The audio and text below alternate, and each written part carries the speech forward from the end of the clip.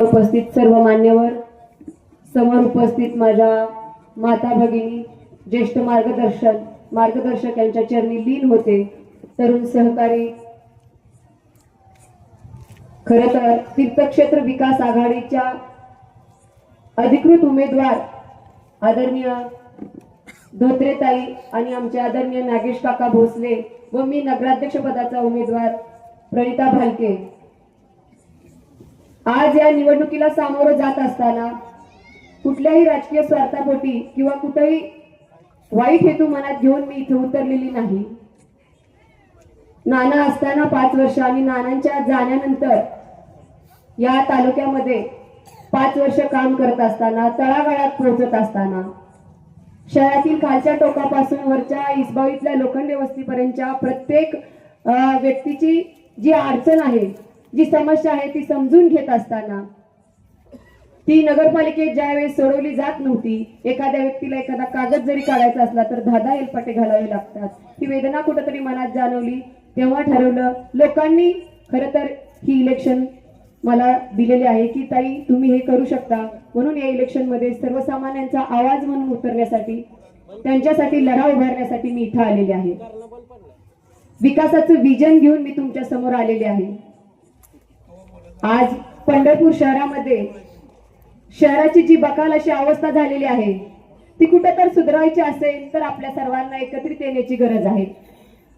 कुठेतरी मी एकटी प्रणिता भालके किंवा नागेश काका असतील, आदरणीय ताई असतील, हे आम्ही दोघं तिघांनी सगळे करू शकत नाही, तर त्यासाठी तुमच्या सर्वांच्या साथीची मला गरज आहे. आज आपल्याला कुठल्या समस्यांना सामोरं जावं लागतंय, मुळात जी समस्या आहे ती समजून घेणारा व्यक्ती तिथं जाणं गरजेचं आहे. समस्या काय आहेत की धूळमुक्त पंढरपूर करायचं आहे. आदरणीय बागलदादांनी आताच सांगितलं की शहरामध्ये फिरायला लागलं तर पावडर घ्यायचीच गरज लागत नाही, आणि ती खरी गोष्ट आहे. आज आम्ही ज्यावेळेस रोज पंढरपूरमध्ये फिरतो त्यावेळेस अतिशय वाईट अवस्था धुळीमुळे होत आहे. पंढरपूर मधून एक छोटा फेरफटका जरी मारून आला ना, आपले हात धुतले तर अक्षरशः काळं पाणी हातातून खाली पडतंय, आणि ही अवस्था शहराची आलेली आहे. अक्षरशः लोकांना श्वसनाचे आजार त्यामुळे व्हायला लागलेले आहेत. दवाखान्यात ज्येष्ठ नागरिकांना फुफ्फुसाचे आजार व्हायला लागले धुळीनं, आणि कुठेतरी ही थांबवायचं असेल तर आपल्याला बदल घडवायचा आहे. धूळमुक्त पंढरपूर करायचं आहे आपल्याला, आणि त्यासाठी आपण काय करू शकतो तर आपल्या पंढरपूरमध्ये ऑलरेडी धूळ निवारण करण्याचं मशीन आहे, पण ते स्वतः धूळ खात पडलेलं आहे आणि ते चालवायची गरज आज आपल्याला इथं आलेली आहे. आणि त्यासाठी मला तुमच्या सर्वांच्या साथीची गरज आहे. बेसिक सुविधा ज्या आपल्या सगळ्यांच्या दृष्टिकोनातून महत्वाच्या असतात, बेसिक गोष्टी सुद्धा आपल्याला नगरपालिकेअंतर्गत आजपर्यंत पुरवल्या गेलेल्या नाहीत. आज इथं बऱ्याचशा महिला उपस्थित आहेत, त्यांना विचारा. आताच भाजी मंडई तर या उपनगरात नाहीत, पण ज्यावेळेस आपण भाजी खरेदी करायला किंवा एखादी वस्तू खरेदी करायला बाहेर जातो त्यावेळेस इमर्जन्सीला, मी एक महिला आहे, वॉशरूमची जर इमर्जन्सी आली तर मला सांगा की खालच्या कुठल्या भागात किंवा रस्त्याच्या एखाद्या कोपऱ्याला किंवा हायलाइटेड एरियात चौकात एखादं वॉशरूम लेडीजसाठी आहे का? इथं उपस्थित महिला आहेत त्यांना विचारा.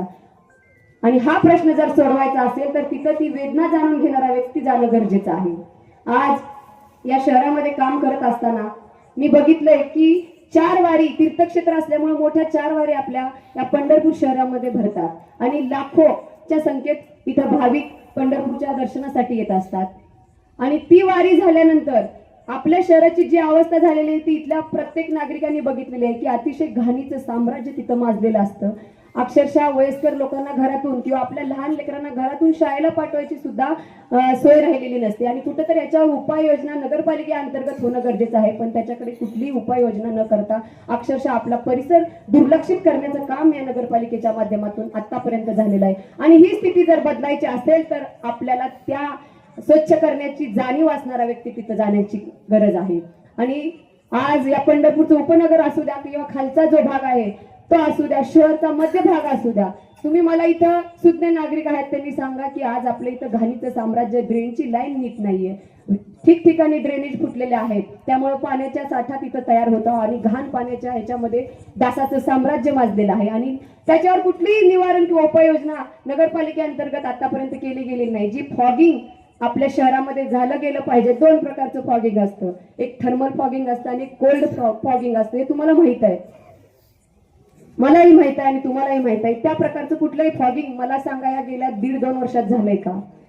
ते होणं गरजेचं आहे. आता मी इथं बसल्यावर माझ्या पायाला 3-4 चावले, तर या दृष्टिकोनातून उपाययोजना नगरपालिकेअंतर्गत करणं गरजेचं आहे आणि त्याच्यासाठी ती माहिती असणारा माणूस तिथे नगरपालिकेत जाणं गरजेचं आहे. सगळ्यात महत्वाची शहराची जी समस्या आहे ती आरोग्याच्या दृष्टिकोनातून सगळ्यात महत्वाची समस्या जी आहे ती पिण्याच्या पाण्याची समस्या आहे. नगरपालिकेअंतर्गत जो पाणी पुरवठा या शहरामध्ये केला जातो तो कुठल्या क्षमतेचा आहे, किती स्वच्छ आहे, त्याचा टीडीएस किती आहे हे बघणं गरजेचं आहे आणि त्या दृष्टिकोनातून आपण प्रयत्न करणं गरजेचं आहे. मी तर म्हणेन की नगरपालिकेचा पाणी पुरवठा हा दर 15 दिवसाला चेक केला पाहिजे की तो स्वच्छ आहे का. रोज त्या टाकीत जाऊन कुणीतरी कर्मचारी नेमून तिथं तो स्वच्छतेत पुरवठा होतोय का हे बघितलं पाहिजे. आणि सगळ्यात महत्वाचं म्हणजे हा पाणी पुरवठा शहरात करत असताना आज मी खालच्या भागात फिरताना काही ठिकाणी बायकांनी पाणी साचवलेलं मला दाखवलं आमच्या बागवान मोहल्ल्यामध्ये, की ताई अक्षरशः गढूळ पाणी इथे येतं आणि रोज आम्हाला या पाण्याला पाणी प्यावं लागतं कारण दुसरा पर्याय नाही. 200-300 रुपयावर कामाला जाणाऱ्या हातावर पोट घेऊन जगणाऱ्यांना विकत पाणी परवडत नाही आणि त्या दृष्टिकोनातून आपल्याला विचार करायची गरज आहे की ते पाणी जो नगरपालिकेअंतर्गत आपल्या सगळ्या तालुक्याला पाणी पुरवठा होतोय पूर्ण शहराला, तो कुठं तर पहिला त्या नगरपालिकेचा नगराध्यक्ष प्रथम नागरिक मधून त्यानं पिऊन बघितलं जाणं गरजेचं आहे आणि मग तो आपल्या सगळ्या लोकांपर्यंत पुरवठा जाणं गरजेचं आहे. दुसरी गोष्ट महत्वाची, स्त्रियांच्या दृष्टिकोनातून कुठलेही नगरपालिकेअंतर्गत एकही योजना इथं राबवली गेली नाही. आज कितीतरी बेरोजगार महिला घरात बसलेल्या आहेत, त्यांच्या दृष्टिकोनातून कोण बोलायला तयार नाही. आज एवढा मोठा कोट्यवधीचा निधी येतो, आयती बाजारपेठ आहे आपल्याकडे, लाखोच्या संख्येत भाविक येतात, तरुण पोरं आहेत, त्यांच्या दृष्टिकोनातून विचार करण्याची गरज आहे. त्यांना कुठंतरी एखादं मार्केट उपलब्ध करून देण्याची गरज आहे. महिलांना कुठंतरी लघुगृह उद्योग उपलब्ध करून देण्याची गरज आहे. त्या दृष्टिकोनातून इथं काम करण्याची गरज आहे. मी वेळोवेळी माझा ज्या दिवशी अर्ज भरला त्या दिवशीपासून सांगत आलेली आहे की मी पंढरपूरच्या विकासाचं व्हिजन घेऊन आलेले आहे. कुठल्याही राजकीय स्वार्थापोटी मी इथं आलेली नाही. आज काम करत असताना खालच्या तळागाळातील सर्वसामान्य लोकांच्या समस्या स्वतः वेदना आधी जाणून घेतल्यात आणि मग त्यांच्या आग्रहाखातर इथं उतरलेले आहे आणि त्यासाठी मला तुमच्या साथीची गरज आहे. आज आपल्याला बेसिक सुविधा ज्या काय आपण मागतोय की धूळमुक्त पंढरपूर, खड्डेमुक्त पंढरपूर, स्वच्छ पिण्याचं पाणी, आरोग्याच्या दृष्टिकोनातून विचार करण्याची गरज आहे की आज 200-250 रुपयावर कामाला झालेल्या महिलेला जर पाणी पुरवठा अस्वच्छ होत असेल आणि त्याच्यामुळे त्यांची लेकरं बाळ आजारी पडत असेल तर त्यांच्या खिशाला परवडणारा खर्च नसतो तो. आणि त्या दृष्टिकोनातून आपल्या नगरपालिकेचा दवाखानाही चांगल्या प्रतीचा नाहीये. अक्षरशः तिथं घाणीचं साम्राज्य त्या दवाखान्यात माजलेलं आहे. मी खोटं बोलत असेल तर तुम्ही तिथं जाऊन बघा. अर्ज भरला त्या दिवशी देखील मी सांगितलं की नगरपालिकेच्या कामाची सुरुवात मला नगरपालिकेच्या इमारतीपासून करावी लागणार आहे कारण त्या इमारतीच्या ज्यावेळेस आपण आत एंट्री करतो तर तिथं अक्षरशः घाण वास येतो. आतल्या भिंती, मी बाहेरचं तर सांगूच शकत नाही, पण आतल्या भिंतीवर सुद्धा थुंकीच्या पिचकाऱ्या अक्षरशः तिथं पडलेल्या आहेत आणि हा मुद्दा मी उपस्थित केल्यावर दुसऱ्या दिवशी तिथं जाऊन त्यांनी ती पुसायचं धुवायचं काम केलेलं आहे. वॉशरूमची तिथं सोय नाही नगरपालिकेच्या इमारतीमध्ये. एवढं मोठं तीर्थक्षेत्र आहे, लाखो भाविक आपल्याकडे कुठल्या दृष्टिकोनातून बघत असतात, कुठल्या भागातून देशाच्या कानाकोपऱ्यातून इथं लोक येत असतात. आपल्या ज्या नगरपालिकेची इमारत आहे ती कशी हायफाय असायला पाहिजे या दृष्टिकोनातून तुमच्या माझ्यासारख्या सुज्ञ नागरिकांनी विचार करण्याची गरज आहे. तिथं जे वॉशरूम आहे नगरपालिकेत त्या अतिशय घाणेरड्या स्थितीत होतं आणि ते कॉमन होतं, लेडीज जेंट्सला वेगळं नाही, कॉमन होतं. आणि हा मुद्दा मी उपस्थित केल्यावर तिथं पत्रे मारलेत त्यांनी नगरपालिकेत जाऊन.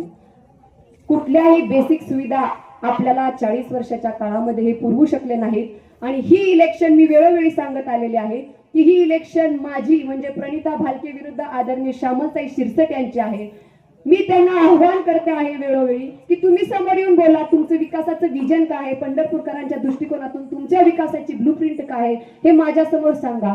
तुमच्या विकासाचं विजन जर योग्य असेल तर मी या पंढरपुरातील सुज्ञ नागरिक म्हणून माझी 2 पावलं मागे घेते आणि जर नसेल तर पंढरपूरातील प्रत्येक नागरिकावर कुठलाही अन्याय होईल या दृष्टिकोनातून मी मागे हटणार नाही.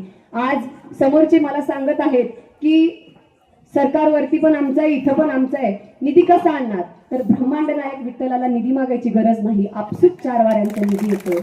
आणि जरी नाही दिला तर संविधानाचा अधिकार आहे मला, माझ्या मनगटात तेवढी ताकद आहे की समोरून निधी कसा खेचून आणायचा माझ्या तालुक्यासाठी.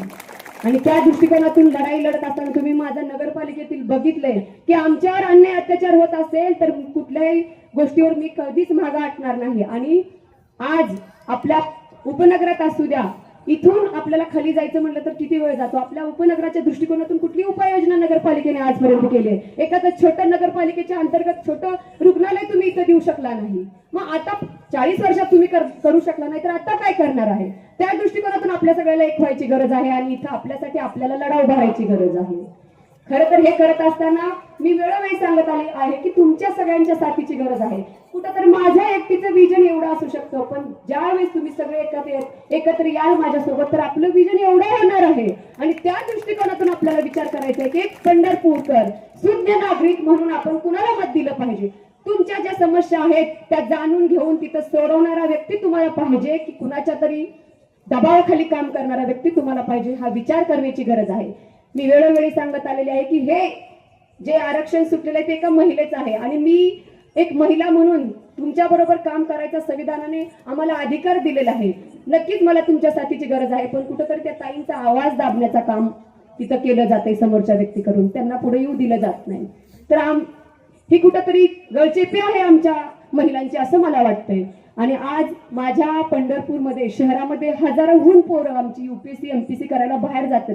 का नगरपालिकेअंतर्गत त्यांच्यासाठी एखादी मोठी लायब्ररी तुम्ही उभारू करू शकला नाही? UPSC MPSC करणारी पोरं काय मोठ्या घरातली नाही आहेत, सगळी सर्वसामान्य शेतकरी घरातली बरीचशी पोरं आहेत, हातावर मोलमजुरी करणाऱ्या घरातली पोरं आहेत. त्यांच्या दृष्टिकोनातून विचार करण्याची गरज आहे आणि त्यासाठी आपल्याला एक व्हायचं आहे की आज माझी बाहेर जाणारी 10-20 हजार रूमचं भाडं देऊन तिथं शिकणारी इथून घरातून किती हलाखीच्या परिस्थितीतून त्यांना सामोरं जावं लागतंय. त्यांच्या दृष्टिकोनातून आपल्याला एक व्हायचं आहे आणि विचार करायचे की नगरपालिकेच्या अंतर्गत आपण ही कामं इथं करू शकतो. तरुण पोरं जे आहेत की त्यांना व्यवसाय उद्योगासाठी बाहेर जावं लागतंय आणि कुठंतरी पुणे मुंबई सारख्या ठिकाणी गेल्यावर 10,000 रुपयाचा पगार, त्यातलं 7,000 तर बाहेरच भाडं करायला जेवणाला जातात. 3,000च्या पगारावर पोरं इथं भागवू शकत नाही, आई वडिलांना पैसे देऊ शकत नाही, तर त्यांच्यासाठी इथं बाजारपेठ उपलब्ध करून देण्याची गरज आहे. आणि मी तर अगोदर सांगितलं की मार्केट इथं एवढं मोठं आहे, लाखो लोक येतात, पण असं न होता आज आपला स्थानिक जो हातावर पोट घेऊन जगतोय, चुडं बांगड्या फुलं विकणाऱ्या ज्या बायका आहेत किंवा मोठा लाखोचे गुंतवणूक करणारा व्यापारी सुद्धा भयमुक्तपणे निर्भीडपणे इथं व्यापार करू शकत नाही. त्यासाठी आपल्याला धूळमुक्त खड्डेमुक्त पंढरपूर तर करायचंच आहे, त्याचबरोबर आपल्याला दहशतमुक्त पंढरपूर देखील करायचं आहे आणि त्यासाठी आपल्याला एक व्हायची गरज आहे.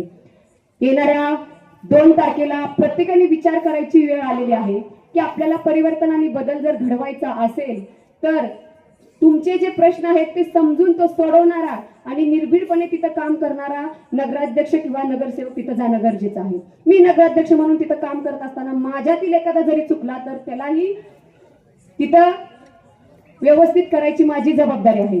मी प्रत्येकाला सांगत आलेली आहे की नगराध्यक्षपद म्हणजे आपल्या शहराचा प्रथम नागरिक हा आईच्या भूमिकेत असला पाहिजे.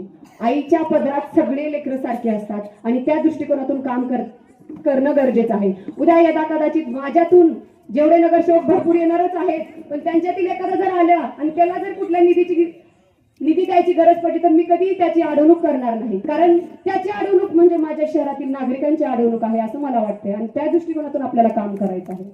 मला कुणावर टीका करायची नाही किंवा कुणाचं उन्हदुनं करायचं नाही, पण माझ्यावर जर कोण समोरून हे करत असेल तर त्याला आरेला कार्य करायची ताकद सुद्धा माझ्या मनगटात आहे. आणि आज आपल्या शहरामध्ये 400हून अधिक अपंग नागरिक आहेत. त्यांच्यासाठी नगरपालिकेत कुठलीही वेगळी खिडकी नाही किंवा त्या नगरपालिकेत जायला चढायला व्यवस्था त्या नागरिकांना नाही. पण कशाला नगरपालिकेत त्यांना जायचं आहे? तुम्ही एखादा अधिकारी नेमा आणि त्यांची घरातून कामं करा. ही करण्याची गरज तिथं आहे की त्यांच्या सोयीचं बघा. ऑनलाईन नगरपालिका आपण करू शकतो. आज महाराष्ट्रात सगळ्या नगरपालिका ऑनलाईन, आपली कुठे आहे? या दृष्टिकोनातून विचार करण्याची गरज आहे. आज इथं कितीतरी सुज्ञ नागरिक आहेत की जे सकाळी मॉर्निंग वॉकला जातात, त्यांच्यासाठी एखादा चांगल्या प्रतीचं वॉकिंग ट्रॅक नाही आपल्याकडे किंवा ओपन जिमची सुविधा नगरपालिका इतक्या वर्षात करू शकली नाही. आणि हे जर करायचं असेल तर आपल्याला चांगली व्यक्ती, कामाची माणसं तिथं पाठवणं गरजेचं आहे की जे सगळ्यांचा विचार की तुझं माझं गट पक्ष पार्टी हे न करता या शहरातील प्रत्येक नागरिक हा माझा आहे आणि त्याचा आवाज मी नगरपालिकेत उठवला पाहिजे, या दृष्टिकोनातून विचार करण्याची गरज आहे. आणि आता मी मागं काय झालं हे करण्यापेक्षा पुढं काय करणार आहे आणि त्या दृष्टिकोनातून आपल्याला त्या उपाययोजना करायच्या आहेत आणि त्यासाठी मला तुमच्या सर्वांच्या साथीची गरज आहे. येणाऱ्या 2 तारखेला पंढरपूरच्या विकासाचं व्हिजन घेऊन आम्ही सगळे उतरलो आहोत. येणाऱ्या 2 तारखेला तुम्ही वैचारिक मतदान करायचं आहे. आपल्या एका मताची ताकद खूप मोठी आहे.